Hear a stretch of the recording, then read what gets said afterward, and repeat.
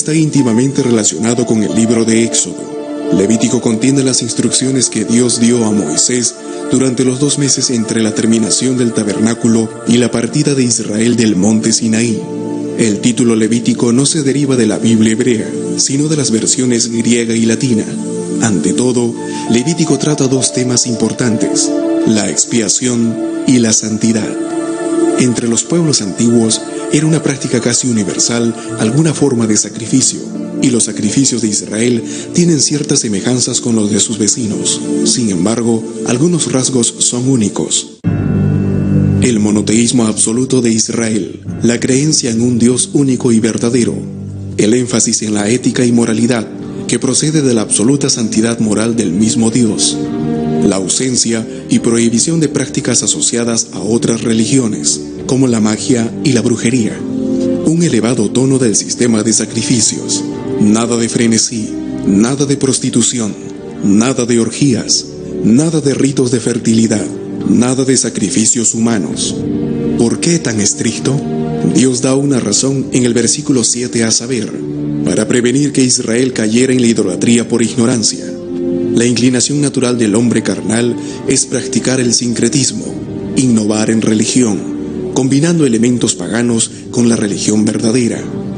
Los egipcios, al poner la piedra de fundación en un nuevo templo, ofrecían sacrificios humanos.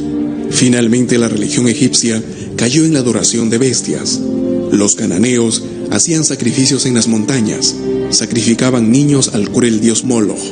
Los fenicios sacrificaban animales, pero también hombres y niños a Baal. Según la ley de Moisés, los primogénitos de toda criatura eran sacrificados a Yahvé, pero expresamente hace excepción de los nacidos de mujer, que deben ser redimidos y no sacrificados. En su lugar se debía sacrificar un animal. Este concepto de sustitución es una referencia metafórica, profética al sacrificio de Jesús en la cruz. Él es el Cordero que se inmola para redimirnos. Es importante entender que el acto de sacrificar a Dios no comienza con las religiones paganas, sino que se efectúa desde la creación del hombre. Los primeros sacrificios mencionados en la Biblia son los de Caín y Abel. Dios ordenó el abstenerse de comer sangre porque la mayoría de las otras religiones paganas comió la sangre de sus sacrificios como una manera de incorporar a sus dioses en sus cuerpos y en sus vidas. Porque la vida de la carne en la sangre está, y yo os lo he dado para hacer expiación sobre el altar por vuestras almas, y la misma sangre hará expiación de la persona.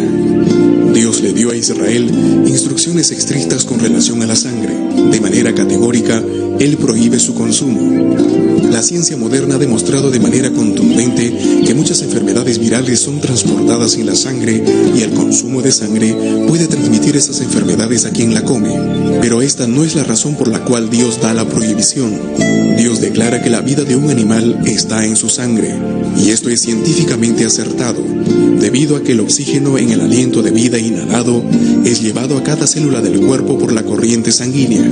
Cuando la sangre es derramada, la vida es vaciada, por así decirlo. Siendo este el caso, Dios reserva la sangre para un propósito especial: hacer expiación por el pecado sobre el altar, el dar la vida por otro. Esas entonces son las razones específicas que Dios menciona para prohibir el consumo de sangre. Una de las ceremonias más impresionantes del Antiguo Testamento era sin duda la consagración de un joven varón levita al sacerdocio de Israel. El sagrado procedimiento se desarrollaba de la siguiente manera: era primeramente lavado con agua, después era vestido, seguidamente era ungido con aceite. Finalmente, tenía que identificarse a sí mismo con un sacrificio. En Israel se conocían los líderes religiosos como sacerdotes y levitas. La calidad de la experiencia que el pueblo tenga de Dios y la misma salud de la sociedad dependerá de cuán bien y cuán sinceramente desempeñan su tarea los líderes. Eran los expertos religiosos que tenían la responsabilidad de asegurarse que las relaciones entre Dios y el pueblo fueran buenas. Podemos ver la atención dada a los hijos de Aarón en el periodo de exilio post-babilónico, cuando Esdras y Nehemías regresaron a Israel. Se cree que los hijos de Aarón permanecieron en sus respectivos oficios, y también los levitas, hasta alrededor de la conquista de Alejandro el Grande en el 323 antes de la era cristiana, cuando el imperio de Alejandro se dividió en 4 partes e Israel cayó en el reino de los seleucitas. El oficio del sumo sacerdote se convirtió en un cargo político. Que los ancianos y el Sanedrín permitieran y apoyaran hombres para entrar a este sagrado recinto y fingir expiación era prueba que ellos no eran los verdaderos ungidos de Dios. Los miembros de este clan élite influenciaron a casi todo gobierno conocido en el tiempo e intentaron tener su propio hombre puesto en el poder como el sumo sacerdote. Este es el nacimiento de los fariseos que vinieron de Babilonia para tomar control sobre el templo de los hijos de Aarón, que intentaban restaurar la nación de la antigua adoración y ley de Moisés. Se reunieron con otros hombres religiosos, doctores, abogados, escribas no levíticos, y se nos dice que eventualmente se desarrollaron en la secta de los saduceos. El oficio del sumo sacerdote era deseado por muchos. Algunos incluso asesinaron para obtener el poder.